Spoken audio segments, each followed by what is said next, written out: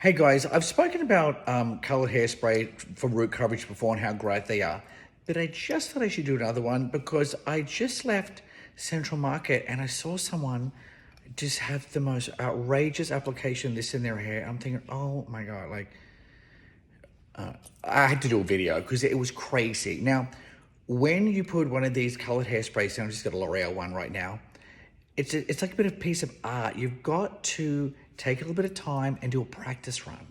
And remember, you spray it gently, almost away from it. You don't spray it right into it. So I've got a little bit of gray here. I know it's hard to believe, but I do. So you just gently put a little bit in like that. And that's it. That's enough. You do not do this. You ready? You're like, well, yep, that's got it. No one's gonna see my gray. That is how this person looked. And I was almost gonna go up and say, hi, you need a little bit of help, but I didn't. Took a lot of me not to say anything, but I mean, please don't.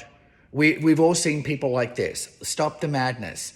Can we all help our clients when they buy one? Just tell them to gently tilt your head back, spray it away from your face, not directly onto it, or you'll end up looking like this, okay? Bye.